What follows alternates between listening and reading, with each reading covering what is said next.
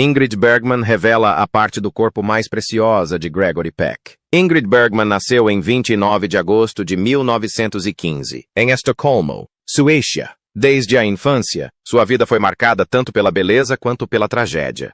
Sua mãe faleceu quando Ingrid tinha apenas 2 anos de idade, e ela perdeu o pai aos 12 anos. Apesar dessas dificuldades iniciais, ela desenvolveu um profundo amor pela atuação, incentivada por seu pai, que frequentemente a fotografava e filmava.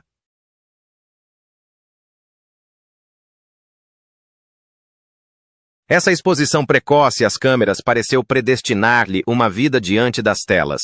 Ela se matriculou na Escola Real de Teatro Dramático de Estocolmo, uma instituição prestigiosa que formou muitos atores suecos notáveis. Lá, seu talento rapidamente se tornou evidente. Estreou no cinema sueco no início da década de 1930 e, quando estrelou Intermezzo, em 1936. Seu estilo de atuação naturalista e sua beleza radiante já haviam começado a atrair atenção internacional. Sua ascensão em Hollywood aconteceu com o remake americano de Intermezzo em 1939, onde contracenou com Leslie Howard. O público ficou cativado por sua atuação sincera e discreta, um contraste marcante com os estilos mais teatrais que predominavam na época. Sua sofisticação europeia, presença luminosa em cena e sotaque distinto a destacaram entre suas contemporâneas. Ela rapidamente se tornou uma atriz requisitada e um símbolo de classe, profundidade emocional e inteligência. Um dos papéis mais icônicos de Bergman veio em 1942, quando estrelou ao lado de Humphrey Bogart no romance de guerra Casablanca. Sua interpretação de Ilsa Lund permanece uma das performances mais marcantes da história do cinema. A complexidade emocional que ela trouxe para o papel ajudou a tornar o filme um clássico atemporal. Ela continuou a impressionar o público e a crítica com suas atuações em Porquem os Sinos, Dobram, 1943, e Spellbound, 1945, dirigido por Alfred Hitchcock. Em 1944, ganhou seu primeiro Oscar de melhor atriz por sua atuação em A Meia Luz, Gaslight, onde interpretou uma mulher manipulada a acreditar que está perdendo a sanidade. Sua capacidade de retratar vulnerabilidade psicológica, mantendo ao mesmo tempo uma força subjacente, solidificou seu status como uma atriz dramática e séria. Ela seguiu com performances memoráveis em Os Sinos de Santa Maria, 1945, e Interlúdio, 1946. Este último dirigido por Alfred Hitchcock. Suas colaborações com Hitchcock, especialmente em Spellbound e Interlúdio, são celebradas por sua intensa complexidade psicológica e deixaram uma influência duradoura no gênero suspense. Ao longo da década de 1940, Bergman estava no auge de sua carreira, trabalhando com alguns dos maiores diretores e atores de Hollywood. Mesmo assim, ela permaneceu com os pés no chão e intensamente dedicada à sua arte, buscando frequentemente papéis desafiadores que lhe permitissem explorar um terreno psicológico e emocional mais profundo. Em 1949, sua carreira tomou um rumo controverso, quando ela se apaixonou pelo diretor italiano Roberto Rossellini, durante as filmagens de Stromboli.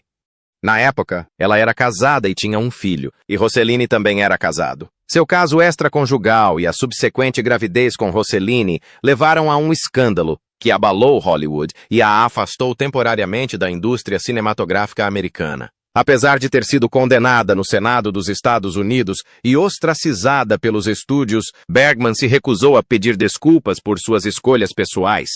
Ela manteve-se desafiadora, continuando a fazer filmes na Europa que refletiam seus valores artísticos em vez de pressões comerciais. Bergman finalmente retornou triunfalmente a Hollywood em 1956, ganhando seu segundo Oscar por seu papel em Anastasia. Sua atuação lembrou ao mundo seu talento excepcional e sua resiliência.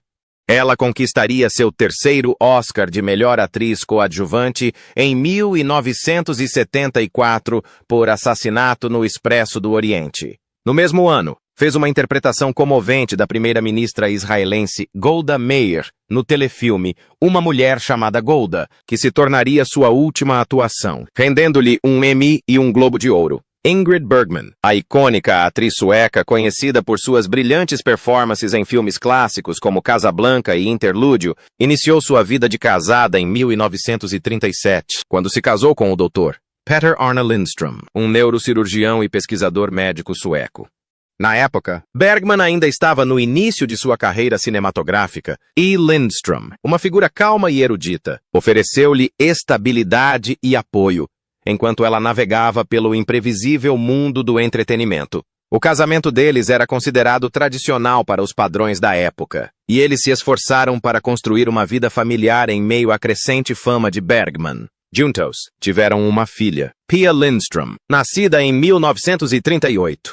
Mais tarde, Pia se tornaria uma respeitada jornalista e crítica de televisão, mas sua infância foi profundamente marcada pela turbulência que logo envolveria a vida pessoal de sua mãe. À medida que a fama de Bergman continuava a crescer ao longo da década de 1940, especialmente em Hollywood, seu casamento começou a mostrar sinais de desgaste. A distância física entre o casal, com Ingrid frequentemente filmando no exterior ou na Califórnia, enquanto Lindström seguia sua carreira médica na costa leste, começou a cobrar seu preço. Num momento crucial de sua vida profissional e pessoal, Bergman conheceu o lendário cineasta italiano Roberto Rossellini. A relação entre eles começou como uma colaboração artística. Bergman havia escrito uma carta a Rossellini, expressando admiração por seu trabalho e o desejo de atuar em um de seus filmes. O que se seguiu não foi apenas uma poderosa parceria criativa, mas também um caso de amor profundamente apaixonado e controverso. Apesar de ainda ser legalmente casada com Lindström, Bergman envolveu-se romanticamente com Rossellini, e o relacionamento logo atraiu intenso escrutínio público e da mídia, especialmente nos Estados Unidos. Em 1950, Bergman deu à luz um filho, Roberto Ingmar Rossellini, o primeiro dos 3 filhos que teria com o diretor italiano.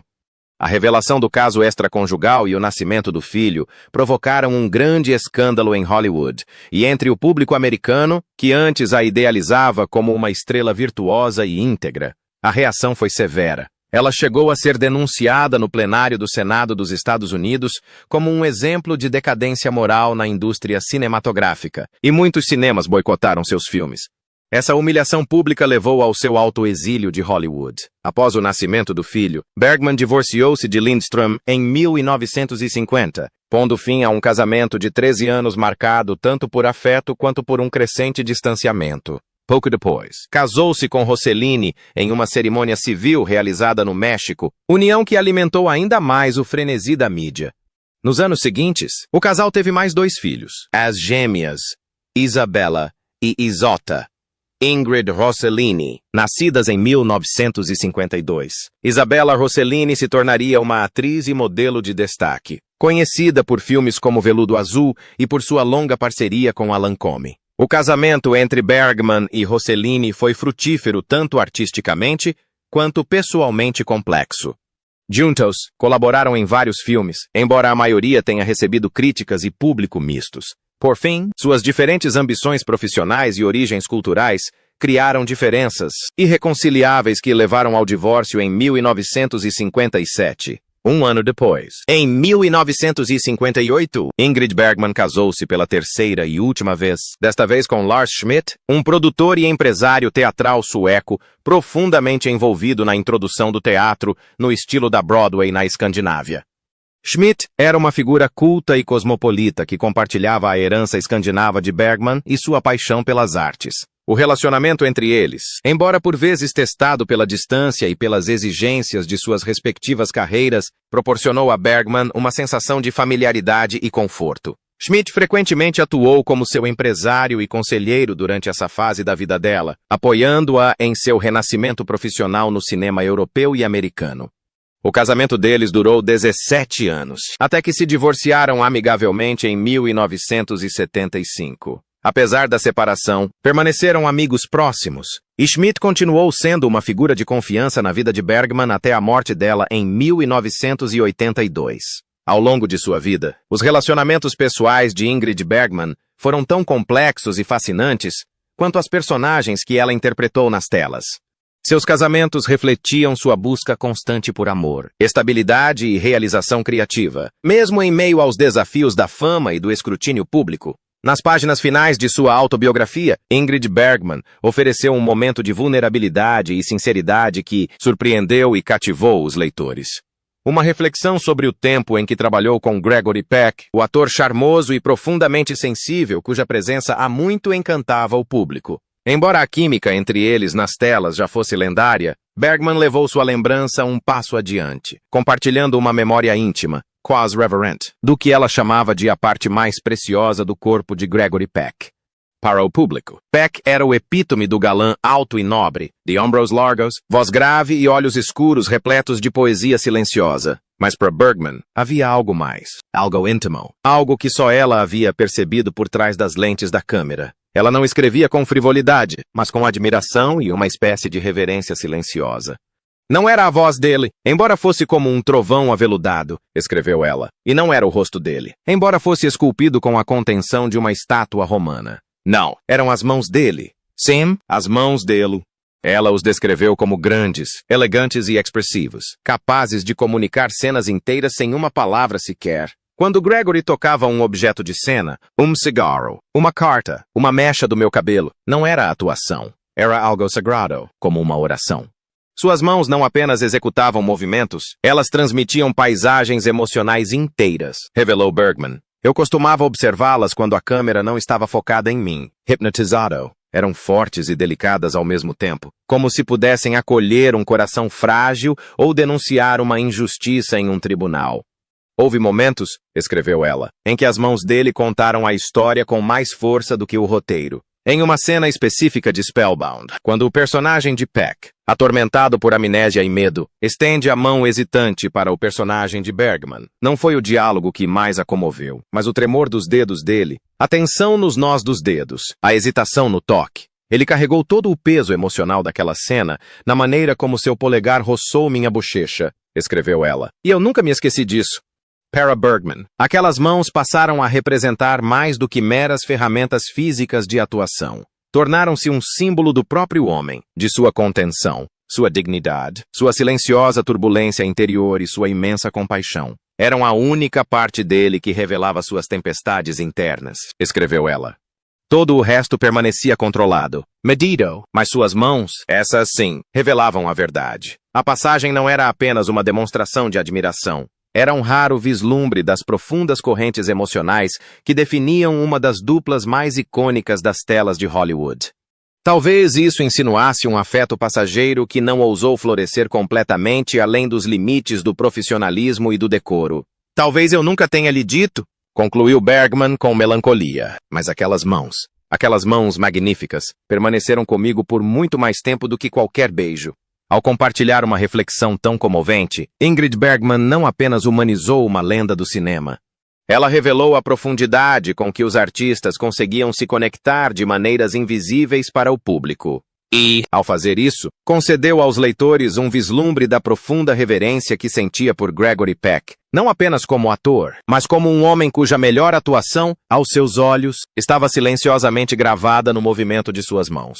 Durante a temporada teatral de A Esposa Constante em Londres, Ingrid Bergman, então com quase 60 anos, notou um sintoma físico preocupante, um nódulo firme e persistente sob o seio esquerdo.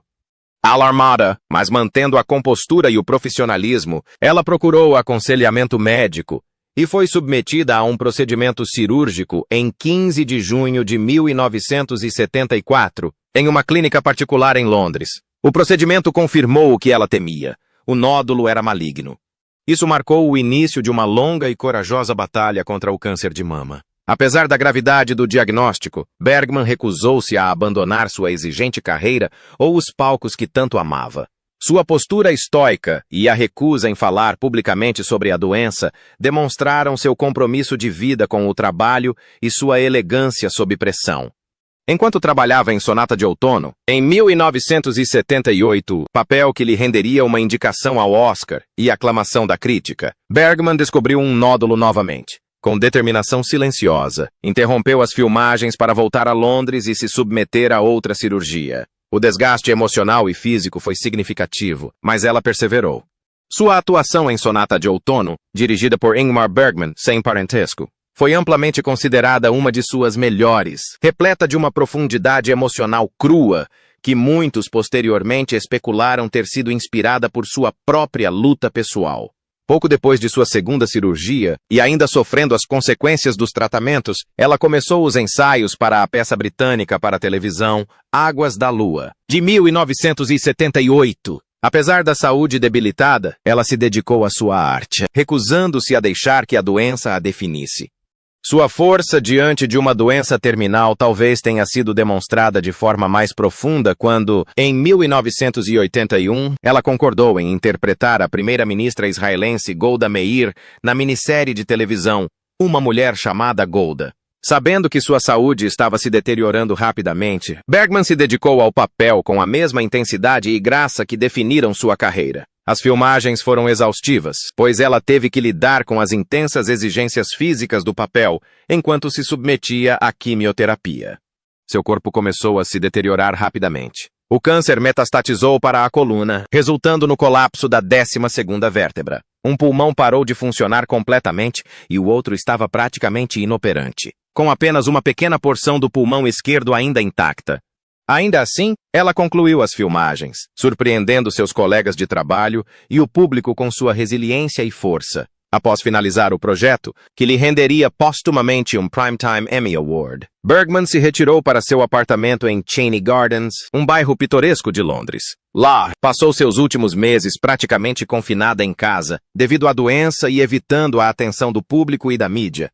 Os paparazzi frequentemente acampavam do lado de fora, na esperança de conseguir um último vislumbre da lendária atriz, mas ela se recusava a chegar perto da janela da frente. Estava cansada, frágil e extremamente reservada, optando por passar seus últimos dias com dignidade e tranquilidade, em vez de sob os holofotes que a seguiram por décadas. Ingrid Bergman faleceu em Londres à meia-noite de 29 de agosto de 1982, no dia do seu 67º aniversário.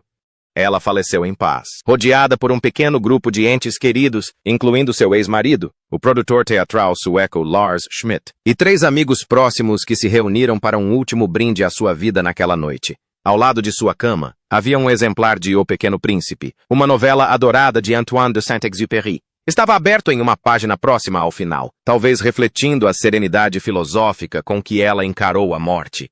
Os temas da história, amor, perda e os laços invisíveis entre as pessoas, pareciam refletir a própria jornada de Bergman pela vida e seu legado. Uma missa de homenagem pública foi realizada algumas semanas depois, em outubro, na histórica igreja de São Martin in the Fields, em Londres. O evento reuniu 1.200 pessoas em luto e contou com a presença de uma constelação de amigos, familiares, admiradores e colegas da indústria cinematográfica. Os filhos de seu casamento com Roberto Rossellini, os Rossellini, estavam presentes, assim como outros familiares que vieram da Suécia. Colegas atores e colaboradores como Liv Ullmann, Sir John Gielgud, Dame Wendy Hiller, a renomada cantora de ópera Birgit Nilsson e o ator Joss Ackland se juntaram à congregação para prestar homenagem. A cerimônia contou com leituras de Shakespeare e comoventes seleções musicais, incluindo Este Velho Homem, que Bergman havia interpretado na estalagem da Sexta Felicidade, e a atemporal Como o Tempo Passa, de Casablanca, um dos filmes que consolidaram seu lugar na história do cinema. Entre os presentes no funeral estava seu neto, Justin Daly, que se lembrava da atmosfera caótica e emotiva. Jornalistas e fotógrafos lotavam o local, disparando flashes incessantemente. Em um dado momento, Daly recordou que uma câmera o atingiu acidentalmente na cabeça em meio à confusão. Aquele momento surreal reforçou a percepção de que sua avó não era apenas uma querida parente. Ela era um ícone global, amada muito além dos limites da intimidade pessoal. Em meio a todo aquele caos, ele disse mais tarde, eu conseguia sentir que ela não era apenas minha avó. Ela pertencia a todos. Ela pertencia ao mundo. Após a cerimônia, Ingrid Bergman foi cremada em uma cerimônia privada, na qual estiveram presentes apenas seus parentes mais próximos e 5 amigos de confiança, no cemitério de Kensal Green, em Londres. Respeitando seus desejos, a cerimônia foi íntima e discreta. A maior parte de suas cinzas foi transportada para a Suécia e espalhada nas águas que circundam o pequeno ilhéu de Dunholmen, perto da vila de pescadores de Fjällbacka, na costa oeste da Suécia. Este local tinha um profundo significado pessoal para Bergman, pois havia sido seu refúgio de verão preferido por mais de 2 décadas, de 1958 até os últimos anos de sua vida. Ali, ela encontrou paz e serenidade, longe do escrutínio de Hollywood e dos fardos da fama.